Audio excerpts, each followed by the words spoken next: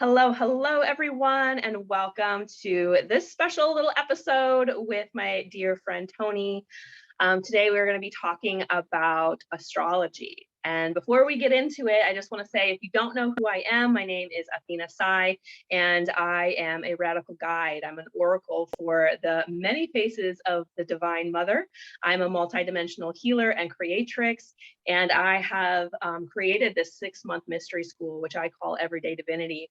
And the purpose of this is to really teach people how to access their own God spark, how to access and anchor in and really expand themselves through working with the 5 pillars of divinity. So we're working with different things and aspects of our body, our mind, our heart, our soul. And along the journey, we also work with the faces of the mother. So this month, we're actually working with Mary Magdalene, which she has been an amazing guide for me along my journey with DNA activation and really remembering my role as a teacher and my role as an artist, a muse, a speaker, a storyteller. And so she's really been stepping up a lot lately for many, many people. She also has been showing up in different ways for me, as well as like the blue codes, the blue rose codes, that Venus energy that's really strong lately as well. A lot of people are remembering her story through their own lens, and it's such a beautiful experience. So I figured today would be an amazing time to talk a little bit about astrology. And Toni is here with us, and I'm so excited. So I'm going to let you introduce yourself a little bit here. Tell us who you are and what you do. All right. Well, hi, my name is Toni Keniston, and thank you so much, Athena, for having me in your group. I was so excited when you asked, and especially to get to geek out about astrology, which is one of my favorite things in the world. If you catch me out for a drink, you can better bet by the time we're done, you will have your chart read because I can't stop myself. So yes, I live in Raleigh, North Carolina. I live with my husband, and I'm also a mom to 2 beautiful little wildlings, Chase and Liana. I am a creator as well. That's probably more how it started, as well as divination tools. I pretty much started this part of my business really doing tarot readings. I wanted to bring in a little extra cash. I had been a photographer prior to this for several years. Didn't do any of my spiritual work. I was way underpaid, way burned out, was not valuing myself. And November 2019, I closed up. And I said, the next big thing is coming. I don't know when, but I'm going to take a couple months and I'm going to just be at home with my kids. Fast forward March 2020, and I got a very deep and serious look into what stay-at-home motherhood was really like, because I didn't have much at that point. My business was closed, and I needed to search elsewhere for what I wanted to do. Still, I didn't know what business-wise would come up. And I started learning to draw in March 2020. I got my iPad. And I worked with coaches and healers and mentors. I got so many readings and read until my eyes were blurry. And I just threw myself into knowing myself at the deepest possible level, and encountering all of the shadows along the way with radical self-love. I got my DNA activated in 2021. And yeah, it was a huge year, 2020, for so many, but for me, it was all internal. It was really getting into my depths. January 2021, I decided to offer some readings, hopefully give myself a little something to do on the side while I waited for life to resume, made a little bit extra money. And then in March 2021, I posted a photo of Persephone, who is like my lifelong love. I've always been so drawn to her.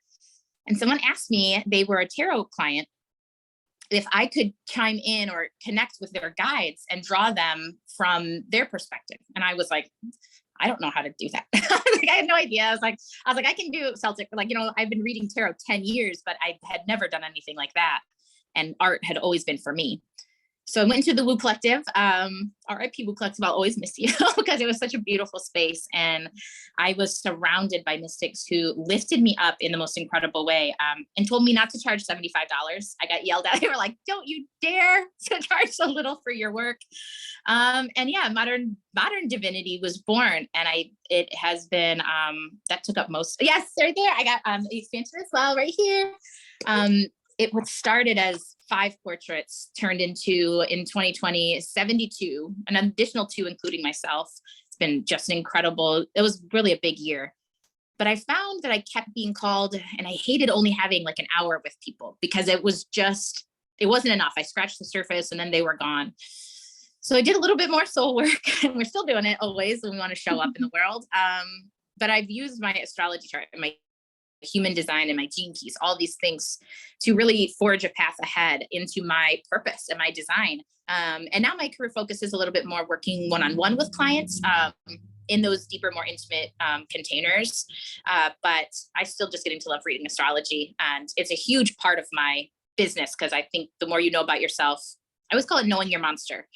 When you know your monster, you can fight your monster. Usually it's all up in your head, but at least you have the right tools to go forward. So yeah, that's how I'm here. And I got to know the lovely Athena through the Woo Collective. And then obviously past that, I've gotten readings with her. She's gotten readings with me. It's been an incredible relationship all around in so many ways. So that's how I'm here now.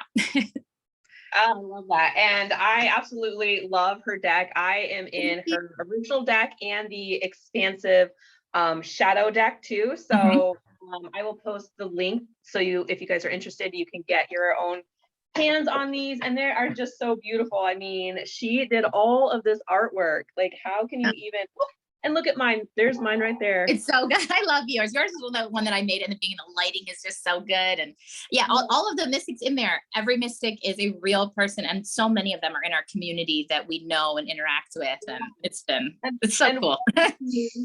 What an amazing creative, like avenue to take that on. And so, yeah, I'll make sure to put the link for your website in the description. So anybody who wants to get your hands on that, you absolutely can. And the magic, just by holding it, like you can feel. And I love how the messages are right on there, so it's a quick read. So, you can go a little deeper if you want to, but it's also kind of nice to pull, a couple cards during the day and say, like, what is it that I need? And the answers are right there. And they always, it's always like, yep. Then some of it's like, oh, yeah, that's the slap I needed. So I love your deck, and I love being having to be a part of that. That was really amazing. I'm so grateful.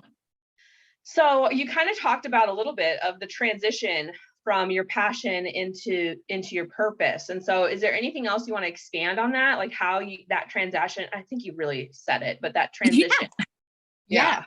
It didn't happen for me like super organic. I mean, it did happen organically, but there was so much resistance because it was something it was my thing. It was, it was personal, especially with art and astrology, opening that up. Your ego, especially I think when it's a passion project, your ego really does not want you to believe it has value because you have it all the time, right? So I have astrology all the time, and I would consistently be like, who would want this from me? Because your ego tells you everybody knows it. No, not everybody knows it. That's why you have your thing, you go forward.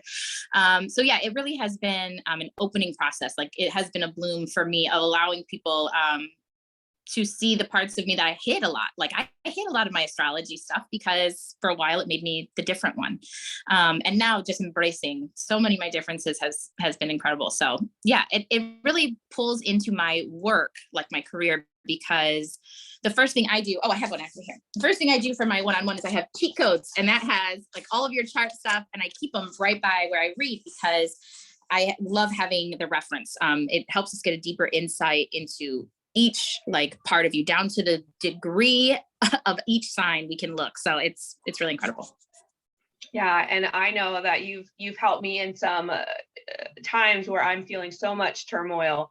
And so having my chart read, when you just sharing some of the stuff that you shared, it was like, oh, that makes so much sense. And I think in my shadow reading, you did that. You incorporated the astrology as well. And so it was like light bulb moments for me, like, oh my God. And then also, having the practical tools to kind of move through that. So I really appreciate that. So with this, we're, like I said, we're kind of talking about our shadow self this month when we're moving into the mind and we're working with Mary Magdalene. And many people have different stories of Mary Magdalene and how she had these demons that were, exercised out but really my interpretation of that is the cleansing of her own chakra system. And so, like, I love that we can start to really dive into our shadow self and realize that it's aspects of us that just need to be looked at and embraced. So I would love to talk about maybe some of the placements. And of course, I'm not a buff here, so just fill in what you need to fill in. What placements can people explore that can fit some of the themes that we're talking about? So the shadow, overcoming some of that wounded parts of within ourselves. What are some of those placements or aspects? Yeah. So a lot of the parts that I look at when I'm working with clients, especially on this kind of stuff, it's not going to be your typical like planetary stuff. When you're looking at astrology, your planetary system really shows you your personality. And then your house system shows you your life. It's how these things play out in these different segments. And there's 12 of them. They kind of match the signs. It's a little bit wonky. Like it can be a little bit much. I did take notes though, especially about your chart, because I thought it'd be fun to kind of have that to look off of. I always do best with examples. Places that I look at with my clients, especially, are going to be North and South Node, Chiron, and then your midheaven a little bit with Imum Coli, another part. And then Lilith is a huge part that I love exploring. That is like, if you want to really look at your shadows, I can like almost pinpoint most of your shadows will probably be hidden in your Lilith placement. So North Node for Athena, and I have your whole chart right here. It does not have like if you look at all of her, like her full expanded aspect chart, she has a lot more going across and stuff like that. However, we are looking at most of your stuff in this upper quadrant here, which is really a huge emphasis on your life of connecting with your feminine energy. You have your North Node in Cancer, and North Node is going to be your soul's purpose in this incarnation. It's normally not energy that you are that comfortable with around the time of your Saturn return, which is around 29. It depends on when you had retrogrades in your life. Around 29, your Saturn returns to the exact place it was born. From there, most astrologers believe that you make a massive pivot from your South Nodal energy, which is going to be your karmic inheritance. It's the energy that you've learned in your life, like past lives, into your North Node, which is what you're here to do. Like you had to get all those lessons. And when Saturn comes home, he's like the big daddy of the zodiac, and he will like lay down the law. So when we're looking at even like for Athena, just in like this, in a really brief way, we have her North Node in Cancer. And that is really going to be this higher connection to femininity and family and home. These are also lessons that will have to be overcome throughout your life as you begin to embody your North Nodal energy. Yours is in the 7th house, which means that there will be especially work happening in your relationships, especially like partnerships and stuff like that, where you'll really have to learn a lot and get over some of the South Nodal energy. For you, South Node, we're looking at Capricorn, which means that structure and rules, as well as they really like to be able to like check off accomplishments, to say like, I've done this. And Cancer is not like that. Cancer is like, oh, we'll just go with the flow. And like, so for somebody to go from an energy where like, I feel like I have value if I can say I've done this, and then you have to like give that up.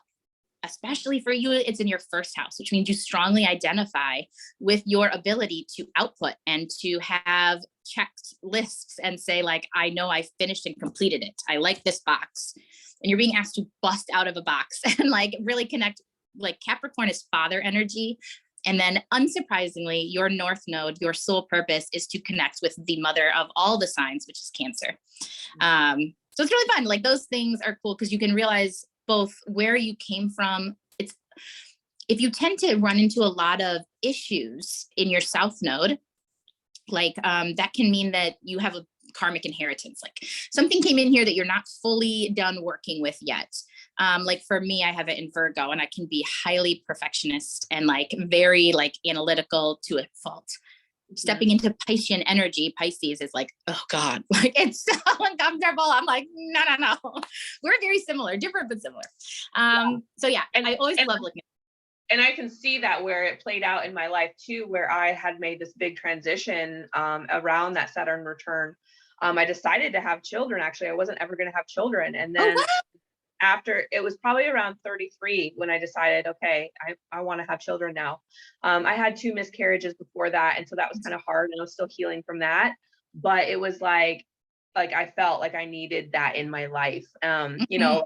time. And so it was so weird. Even my sister's like, remember, you never wanted kids. And I'm like, now I can't imagine my life without it.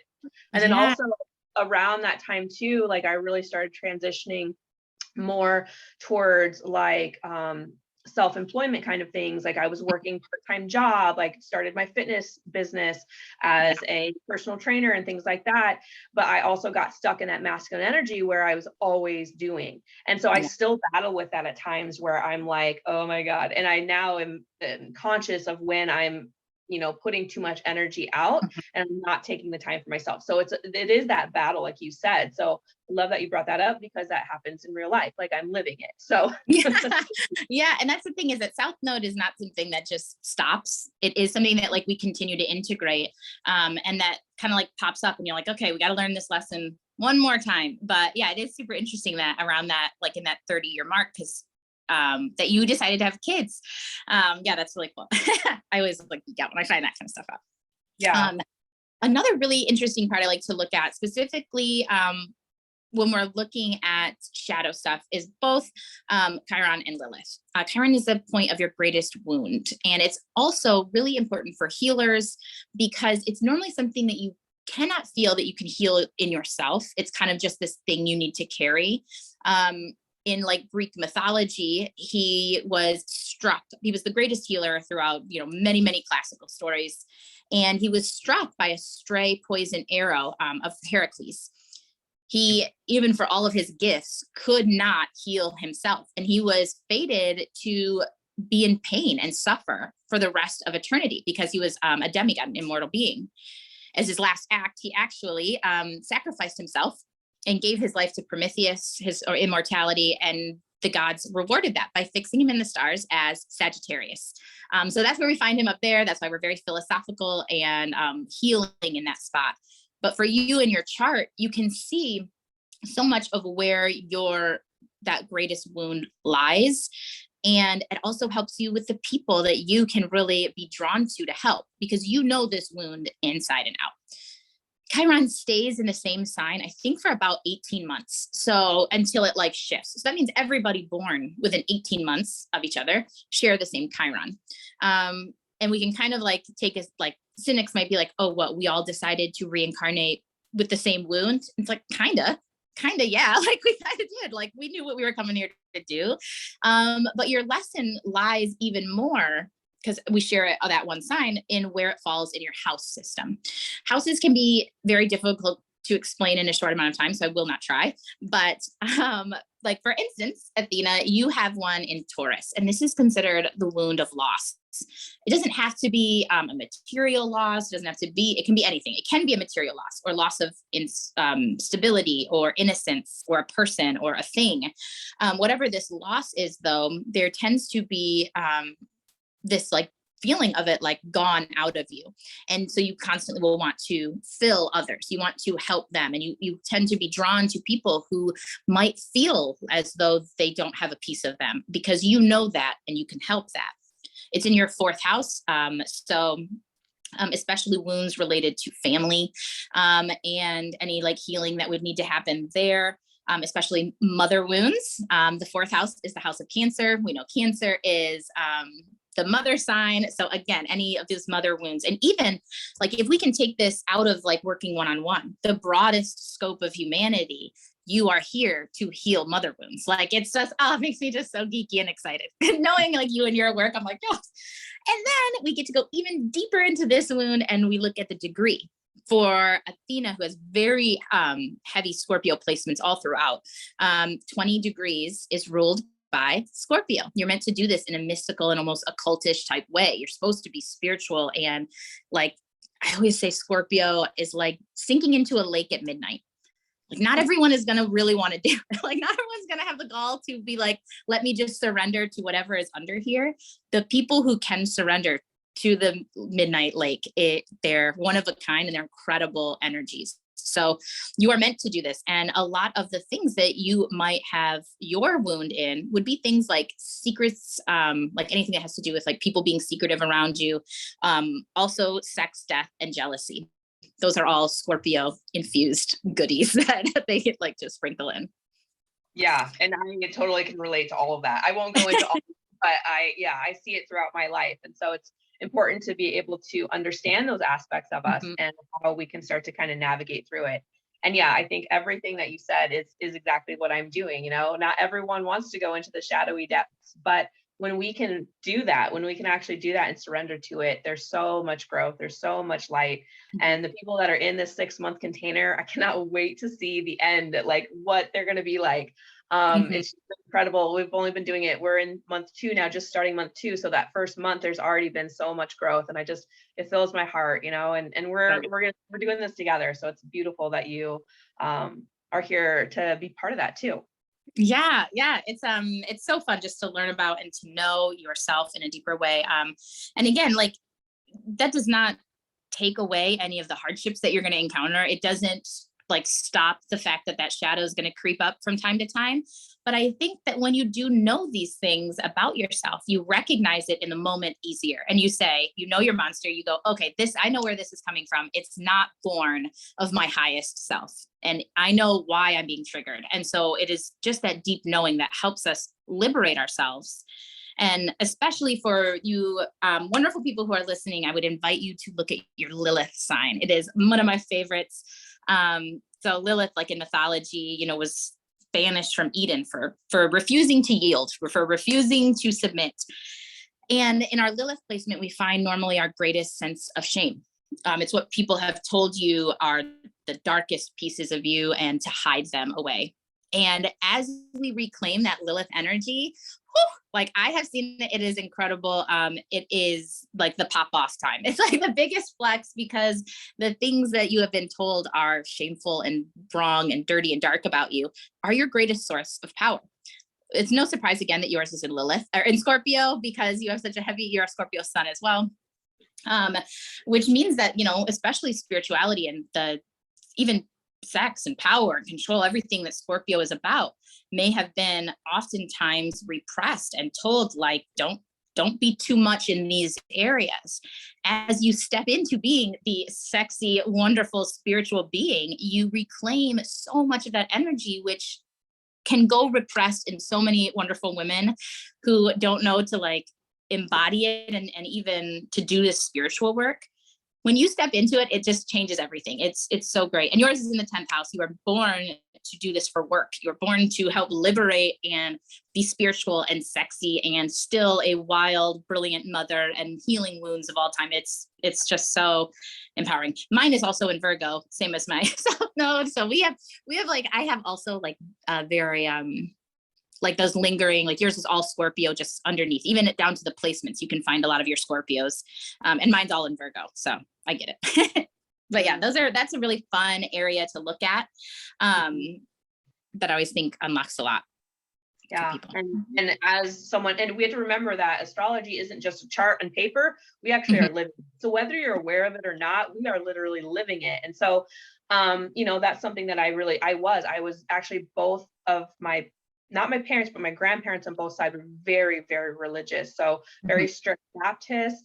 And I'm not really sure what the other family was. I wasn't super close with them, but it was always like, you need to sit with your legs crossed. You can't wear certain clothes. You need to be seen and not heard.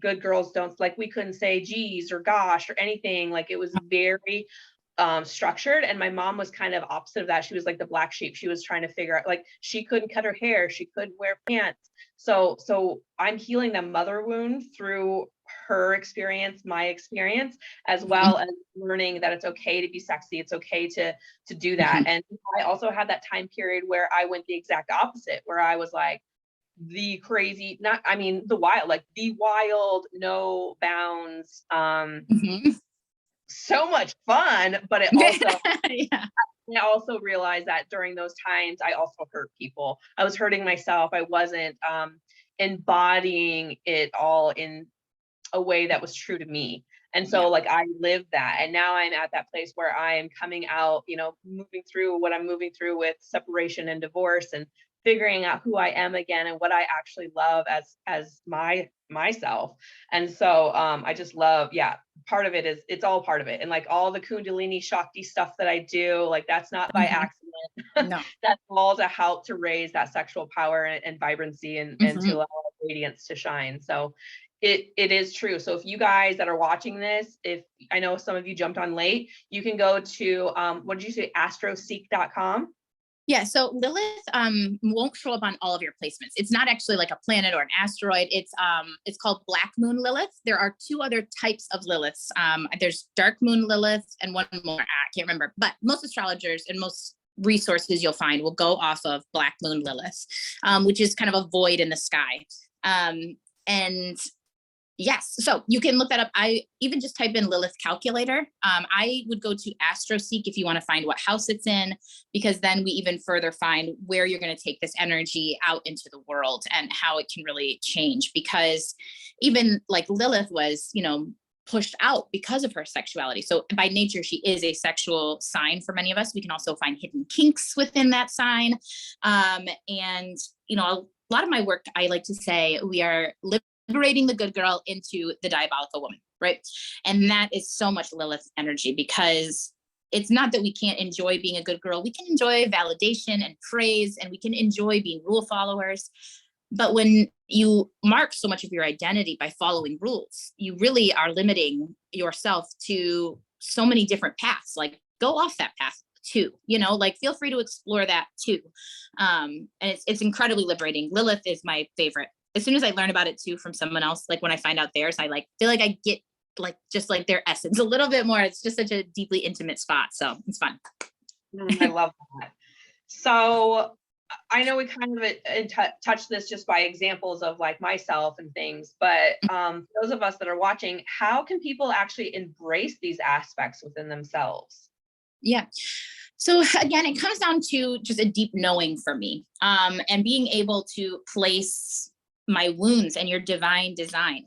And, you know, we can spend so much of our adult lives until we kind of start these journeys in trying to do it the way we see other people doing it, and masking because we see someone getting success, or we see somebody who has a good relationship or whatever it might be. And we start thinking, if I can mold myself there, then the rest of it will fall into place.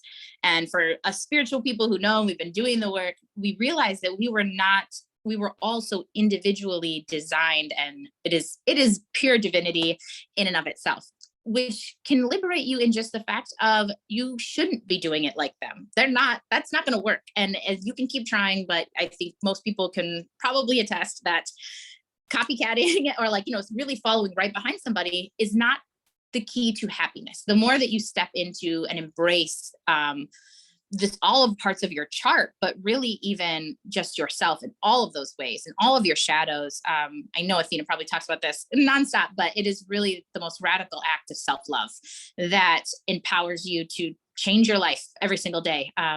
So yeah, if you're looking to embrace these, it is in knowing yourself and then giving yourself grace around it. It's not your fault that you are irritable, or I'm irritable when I have a Mars in Aries. I can't help it. Literally, the god of war rules my planet of aggression. I can't help it. So I just know though how I can then make accommodations for that. And when I need to not be reactive, instead I need to be responsive. And it is those things. Instead of, my family always used to tell me I was just so reactive, and I'm just, you know, if someone starts something with me, I can't stop. Now I know that it's part me falling on the autism spectrum and being impulsive, but also I have Mars in Aries. I can't help it. I can't help it. So I do my best. Yeah. And I fall into that Scorpio thing of sometimes I get like jealous a little bit, like, you know, and so I have to stop and be like, okay, what is this really? Where's the deeper thing? You know, and a lot of times it's like we're choosing our battles. What do we really want to put our energy and focus into? And you know, that's not something that I want. You know I'll feel it, and I'll feel it. It comes up, but I can actually now see it, witness it, and kind of let it go as it needs to. So, and you act from a different place. I think when you know that it's like, okay, this is one part of me, you don't have to act from it. I made a post recently about being the CEO. And the CEO has to make decisions for the best of the company. If one department is struggling, your shadow, we don't make a decision for everybody because one department is having a hard time. Instead, we go in and we support the department that's having the hard time so that it can get on board. We don't then close all operations and say, never mind, it's too scary, we can't do that. It is, you need to make decisions and actions from yourself, from the highest self that you can attain at that time. And you do that by listening to all the departments within you. And that's really where I think the magic happens and comes out in people's lives. Yeah, I got that email and I was like, oh, she is so good. Your little boardroom. And I'm like, oh yeah, she had a meeting about that one. I love it. Well, they always come in there. Yeah. Okay, so I do have a couple bonus questions, but I'll wait till the end to ask those. So first, let's just say, what are you currently working on? What is like really lighting you up, turning you on? What is it that you're excited about? Yeah, so my coaching modality, Diabolical Woman, it's so crazy how it came together. And so really the main, kind of where Diabolical One came from is I'm half Filipino. My mom immigrated from there, so I'm first generation. But there was a deep severance between my ancestry. Like my mom was very traumatized by her exodus. So we don't talk about that. We don't talk about Bruno. So me connecting with my ancestry has really been an intuitive and deeply challenging at times path, because it comes down to trusting the downloads that you're getting when you don't have access to your motherland. So anyways, in the Philippines in the 1500s, the Spanish colonized, and Roman Catholicism took over from the natural indigenous people. History recalls that 180 diabolical women, which are these Babylon priestesses, came down from these mountains to call people back to the old ways and back to themselves. And I get chills when I talk about it because my ancestors are like all over me. They're like, that's the thing. But that is my like most sacred work. It is not in I love everything else I get to do in my job, but calling women especially back to themselves and back to knowing themselves fully through these different modalities, and back to the old ways, back away from what you have been told in your life that you should just appreciate and take it with a grin. No, we're done with that. We're liberating the good girl. We are going after what you actually want.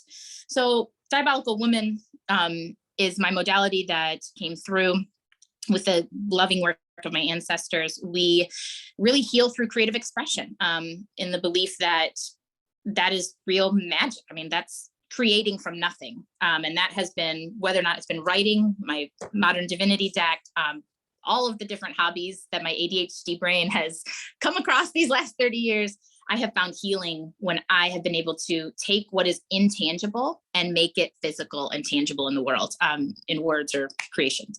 So that's really what I'm currently working on. And it is, been just incredible. I keep just like peaking. I think like every time I like get to the next mountain high, I'm like, it can't get better than this. And then Diabolical Woman was born. I was like, shit, so good. It's so good. So I work mostly one-on-one. I am hoping to open up smaller, like 2 to 3 person pods in May, just so I can have some more affordability, because I want to work with as many wonderful people as I can while still honoring, our work and our energy.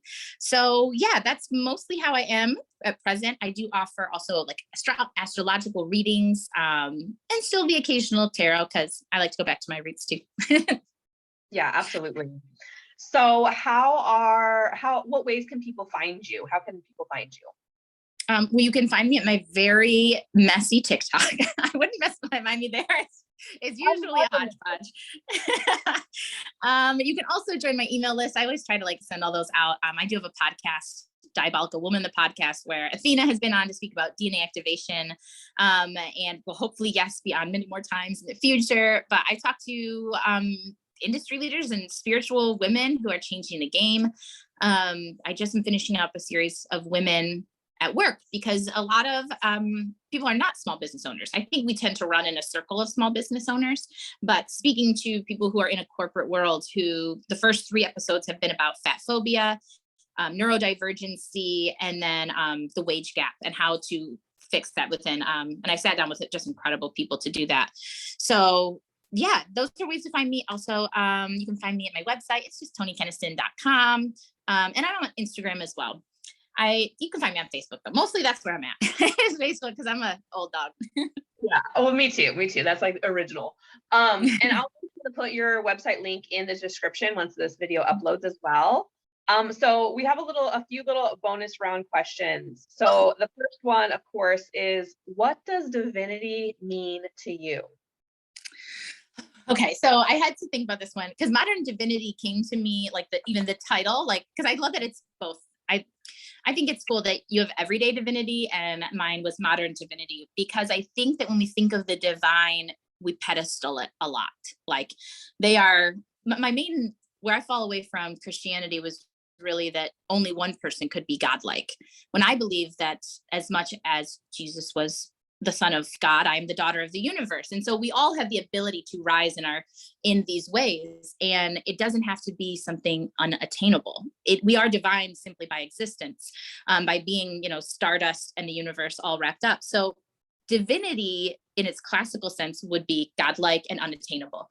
Through wonderful containers like Everyday Divinity, we are modernizing it. We are bringing it to people and reminding them who they are. Like, no, you are not just nobody. Like, you are divine. Like, you are born this way and you are designed for a specific purpose in this life.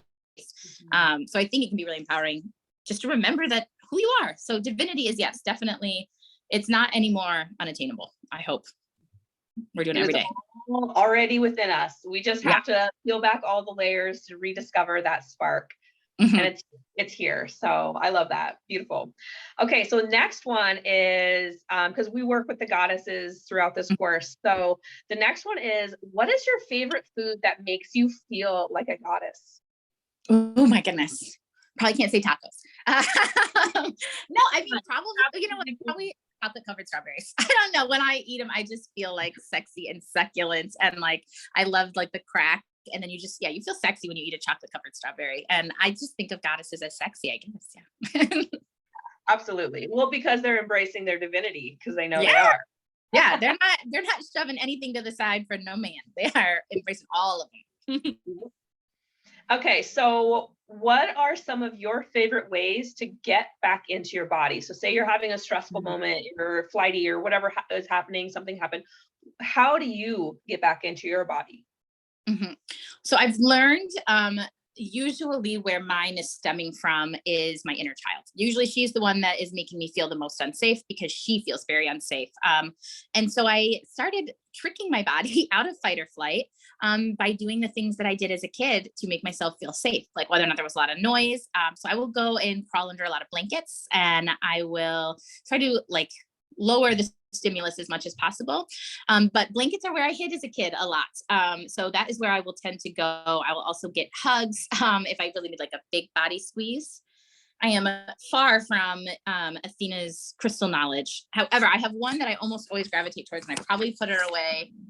I'll put it right here. So she's easily to grab. This is because it fits like right in the palm of my hand, and like little smoky quartz like thing. So I will grab also crystals that I feel drawn to and stim with them.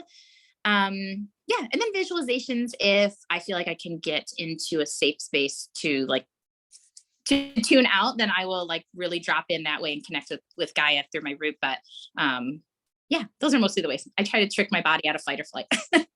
Yeah. And I always think of like comfort with that big warm blanket. So I will do that too, or if it's like the days that I don't get off the couch where I'm like, wait a second, what's really happening here? I'm wrapped up in all the blankets. Oh, there's something else. Yeah. And I think it's so difficult. We get this disconnect where we get so far in our head that we forget. I was going to make a post about it today. It's so funny it came up, but like, did you like actually stop and ask what your body needed right now? Because really, if we just stopped and it said like, I'm just having anxiety or like, I'm just feeling sad, can we just do something about that? And we let that happen instead of making sense of it in our head. Really, the emotion is not lingering. But yeah, if there's so many clues that happen there onto what part of us is being triggered. And knowing yourself, again, we'll go back to that, knowing yourself and knowing all of the different archetypes within you it helps so much. Absolutely. Okay. So last one piece of advice for the women of the world today. Ooh, that's a big one. I didn't get these questions ahead of time, people. They're hot seat questions. The one advice, I would say, okay, I heard this actually, somebody was giving it during like the time of somebody else trying to come out. But it was more for someone who was like non-binary or trans, because it was just Trans Awareness Day. However, it really resonated with me. And I think if I could pick one thing, it would be this. And that is come out. And that is in any way that feels right to you, even spiritually, to the people around you. Come out on your own time, but come out. Like it can't be rushed. Gosh, and it's hard a lot of times. Sometimes the price will be high, but not living your authentic truth, that price is far higher and cannot and will not stand. So do what you need to do on your own time, but please be working towards it and doing it, because the world and humanity and all of us, there's no one else perfectly designed down to your astrological chart like you are. No one in the world. I think it's like, take 125,000 years for someone to be born with the exact same chart as you. It'll never happen again in your lifetime. So do it on your own time, but do it. Embody who you were born and designed to be, because I'll tell you, on the other side, it's incredible. It's much better. Oh, I love that. I have all the goosebumps. Me too. Yeah, and it's so relevant right now, because women have been speaking up since the 60s. We've felt that rage of the woman coming, and now it's like, moving through that and finding the compassion for ourselves to coming, and for me, like coming out of the closet, or allowing my sexy to come out again after all of the sexual trauma and being told that I wasn't, that I needed to be quiet and that was inappropriate and that was too much. And so like, it's a process, and it's a beautiful becoming of who we truly are. And so, like you said, just take your time with it, be gentle on yourself. It's okay to have rage moments as well, as you're learning and diving in deeper. But it's exactly where we need to be. And that's where we are feeling all of it right now in the collective too. We're starting to rise. And with that, we're bringing that unity back. And once we do this work, we are also rising the healed masculine energy within us all. So we have to bring that feminine forward so we can bring the healed aspect of the masculine forward. And with that, so much will change. And I know it's going to happen. So it's just us doing that internal work. Yeah, absolutely. Agree. Well, I'm so happy. I know we're going to do some extra questions, but I want to ask, did you have any services or specials or anything that you want to offer to the people who are watching this? Yeah. So for anybody in Athena's communities, it just referenced this. You can DM or email me on my website, which Athena said she'll leave. If you would like an astrological reading, I will offer $50 off for your wonderful community. Just let me know, just reference this video and we will get you taken care of and scheduled. I will say, if you are looking for a really deep dive, it is very helpful if you have your birth time. And I just want to always preface that, because if you don't have your birth time, some people might not always want a reading, because it gives you about half of your charts. So for those of you who have it all and are interested, or even if you just want to know about your planets, yeah, I'm happy to offer that service for you guys. And I would love to work with you. Awesome. Well, thank you so very much. I appreciate you. I appreciate you. This has been so fun.